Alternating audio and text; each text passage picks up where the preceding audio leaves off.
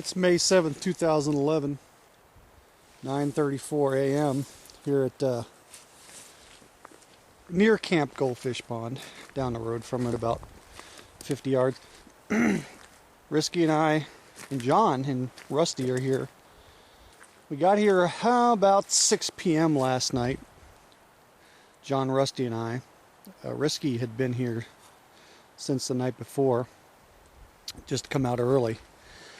And it rained all night. It was pretty miserable. We got here in time to get camp set up and set up one little camera trap here with some bait, some chicken bones, with a couple of motion sensors around it, and a video camera if anything shook, and nothing shook, nothing came for the bait. So it's going to be another rainy day. We got to go down the road about a mile. Risky had to assist some panicked campers. Very interesting story. The previous night, the campers had been in their truck and they got scared senseless. Apparently there's something walking outside their truck, shaking their truck as well, and making noises, and they were so scared they would not leave their truck all night. They left the engine running with the headlights on because they were so scared. And they actually ran out of gas. And Risky came by and gave them a jump start because they ran their battery down, because even after their engine ran out of gas, they left their headlights on because they were so scared. So he had to jump start them and go down into the town and get some gas for them. So we're going to go down and investigate the area. Apparently there is a nesting area that something had been living in, and we're going to go look at this situation and see if indeed it could have been a Sasquatch nesting area that they had come upon and camped too close to, and the old Sasquatch decided it wasn't very happy about it. We're not sure. We're going to remain skeptical until we go down there and investigate the area. They're long gone, but apparently the quote-unquote nesting area is still there, and we're going to go look at it. So we'll be back. Alright, it's still May 7th. It's 10:18 a.m. We're down in the area the campers had their overnight experience. They terrorized them. They camped up here on the top of this little hill, and we walked down the trail trying to find the area they allege a nesting area, or what it looks to be a nesting area exists. So we're just going to make our way through here and look for some evidence. Let the fans of WASRT at home follow along. Looking for any track evidence, because if there was a squatch nesting in this area, should be able to find some kind of track evidence. Although we are on a huge bed of pine needles. Look at that tree fall. Look at that root ball. Holy shit. That is at least 12 to 15 foot high. My God. Look at that root ball. Holy macaroni. That is a monster root ball. When do you think this one came down? I don't know. This is a good place to look for tracks, though. Lots of, well, there's people tracks. Lots of people tracks. Or as we like to call them in the biz, pink monkeys.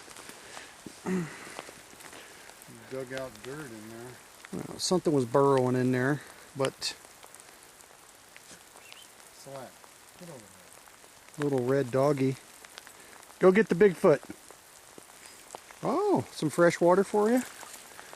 Oh yeah, you're the mud dog. Is that what they're talking about, this root ball? The dugout area in that root ball? What do you make of this? That's people tracks. People track with an elk track at the back. Good grief, a pig you walk through there, you can make a track. Oh yeah. Well, just because they had the incident doesn't mean there has to be a nesting area over here. Could have just been passing through also. What you got in there? You got the flashlight? Definitely a good place to get out of the rain. John's looking in there with a flashlight. Goes back in about 5-6 feet. Any evidence of any No, it's pretty tapered, pretty small in there. yeah. I mean, you could crawl in there and stay dry. Yeah, you wouldn't be From right here, you're covered. Yeah. No sign that anything was. No Let me see that flashlight. No tracks or anything.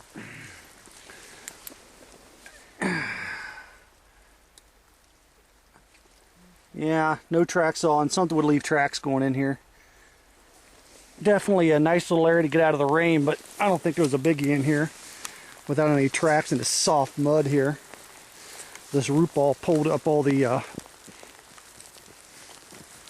pine needles and everything. And all right, we're gonna keep looking around and get the camera out of the rain for a few.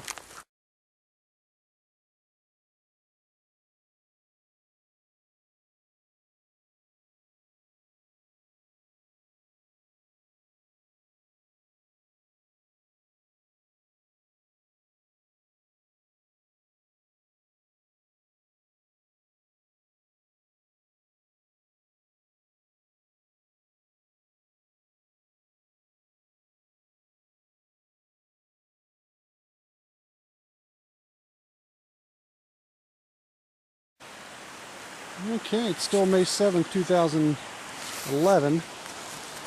Just after 2 in the afternoon, we're down by the creek. This is the area I found a couple of tracks about 2 years ago when Risky and I first made the trek in this area. There's some mud and sand along the creek, which is pretty good for leaving tracks as opposed to the soft pine needles everywhere else. So we're kind of following the creek and just looking for any kind of evidence. There's John, Rusty, and the little dog Salette, who had a really interesting crossing of the creek. She really didn't want to go across. Really slippery rocks. Water's moving pretty fast in this direction, and the creek splits off here to the left, and that's a pretty shallow part. Actually splits off in quite a few places. So we're just going to follow the creek and see if we can find any evidence along the way.